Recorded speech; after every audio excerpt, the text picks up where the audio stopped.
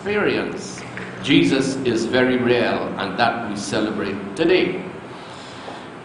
But I just want to turn to the next point, and that is, as Walton said, 3 celebrations today.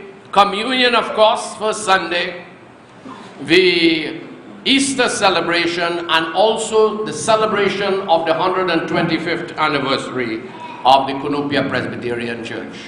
Let me spend a few moments on that now then. I want you all, in the celebration of this anniversary, I want you to recognize that this church and its work is really a gift. It's a gift that has been handed down to you, and you must protect it and cherish it and hand it down to your children and your children's children. I want you to be proud of this heritage. Never be ashamed of your church. Always support your church. It is a gift from the past, a gift that we must keep. I want you not to think so much that the church is a burden to maintain.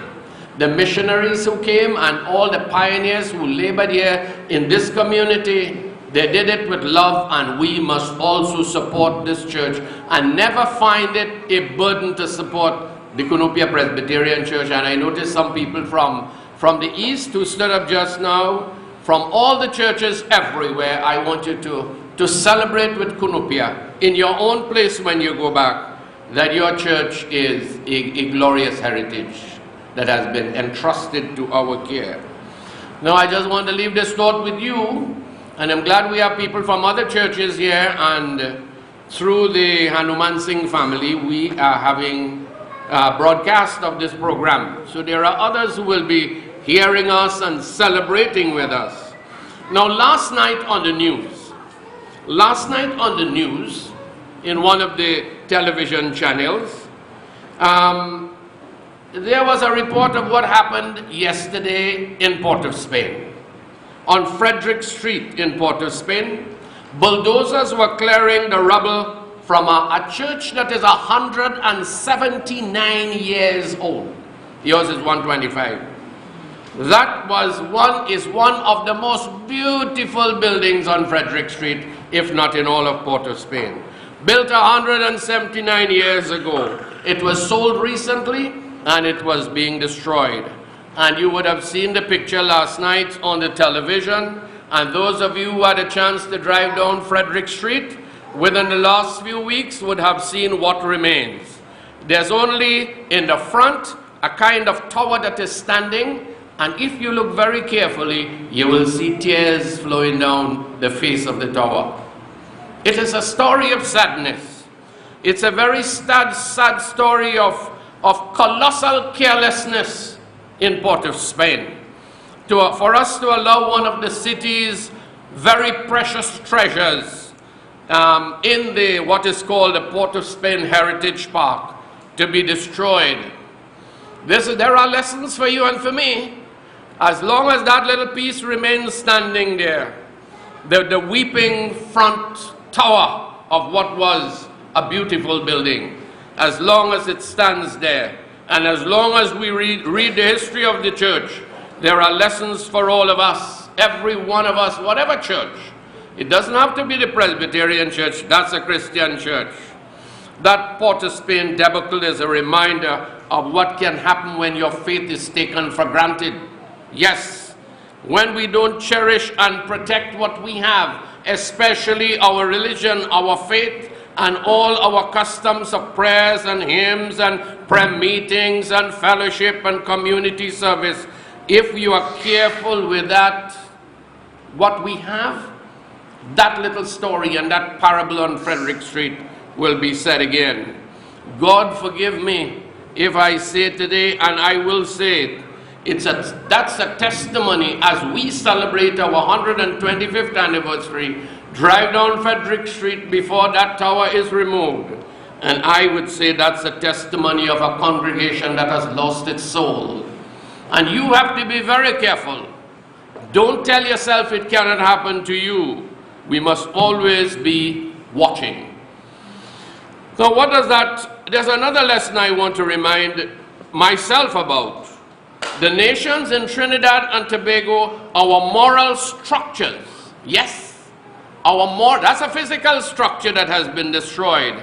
The moral structures in Trinidad and Tobago can decay and be bulldozed. There's no doubt about that. It can lie in ruins, as that church was for years, a few years I understand, inhabited by rats and invaded by vagrants a few years ago. And after that, of course, the bulldozer went there because it was no use. What about these moral structures? We talk about a physical structure. We talk about this physical structure, 125 years of it. Our nation's moral structures are grounded, and I just want to leave with you two that we have to consider. The nation's moral structures have been grounded in the home and in the school. We are in Cunupia. I hope that you read within the last few weeks of what was happening right down the road in a high school in Cunupia. The existence of a vicious immorality ring. That's right, that's our neighbor, you know. And you know what they say about your neighbor's house? When it is on fire, you got to wet yours. This is, all of Cunupia made the news within recent times because of what was happening in a neighboring school. Vice and immorality gone wild, but it's not only there. It is happening in many schools across this country. That's not the only one.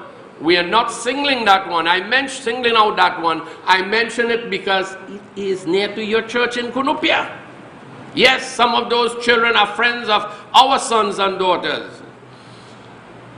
The wrecking of our moral structures, the bulldozing of our moral structures. The bulldozer is there and the wrecking crew is there. What are these? The wrecking crew of greed and anger and indifference, irresponsible parenting, of dangerous influences by drug dealers. Oh, they can bulldoze the moral foundations of our homes and our schools. From the adult world, this is the question that we have to ask ourselves. From the adult world, we have taught and we have set standards that are immoral. Yes, our corrupt lifestyles, some of us, of course, impact negatively on the young people, and we ask ourselves on this anniversary day about home and school, where are the models and what are the models and standards for the younger people today? Something we can think about. Also, as the historic Frederick Street building crumbles, we are warned that we also have, in addition to our moral structures that must be protected at all costs, our historic value systems are threatened. It's a contemporary parable. Yes, that's a parable. I am reading into this parable what has become of our historic value systems of discipline, production, and tolerance. What has become of simple courtesies. You turn on the radio and you listen almost every day, and you're going to see what is being done to what we have tried over the years, tried to build on ethnic and racial harmony and cooperation and understanding in this country. It is being bulldozed almost every day in these call-in programs. They host a legion of callers. They get after the different races. They keep us apart. It's a vicious cycle. And we have a tendency to blame the politicians as being the one responsible for dividing the races. Well, they do that, and I hope they do not do it for this election, divide the races and set the tribal groups against one another. We accuse the politicians. They do that primarily during election time. But let me tell you something. One of the most dangerous influences, the conduit of so much racism and divisiveness as far as ethnicity is concerned, comes from those call-in programs you drive and you will hear. Every single day, racism is spewed out and taught to these young people we are talking about. We adults know about it. I just want to tell you about these historic value systems.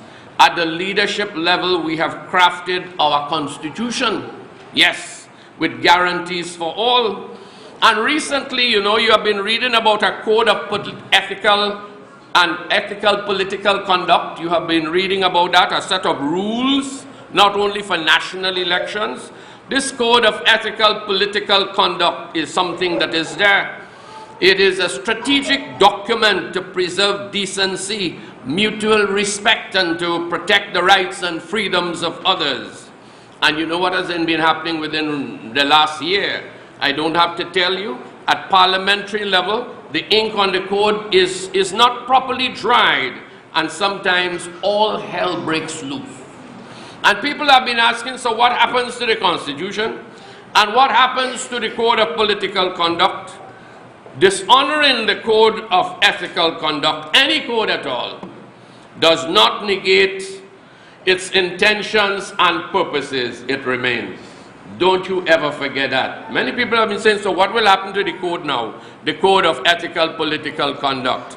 It does not fall, and it will not fail. The code's pristine principles remain untarnished. Yes, they remain the same. It is the parliamentarian's voice, conscience voice. There's no doubt about it. The voice of conscience is there in the code, and every time they dishonor that code, I am absolutely certain they are troubled. So with their standing orders, I just want to remind you that so is the Ten Commandments. You wonder about the Ten Commandments. It's another code. You know the Ten Commandments, people would like to change it. It has not been changed. It remains. It remains good. It remains as the highest standard. And we make our standards too on our codes, and they will remain there.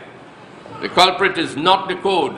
It's not the Ten Commandments. It's we ourselves who prefer to live differently and to choose otherwise. Now, Easter is a season of hope.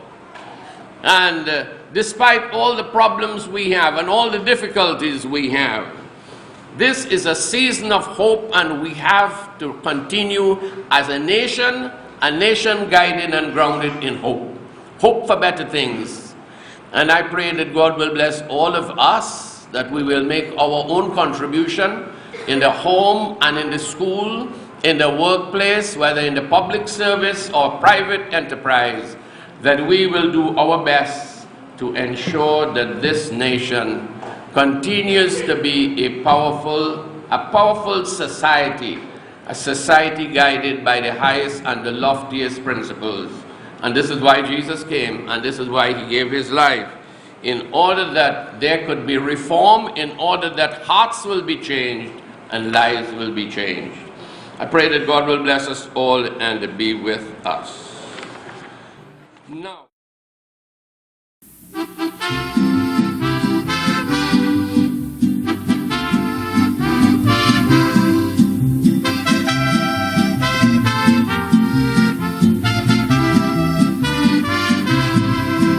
happy birthday to you, happy birthday to you, happy birthday, happy birthday.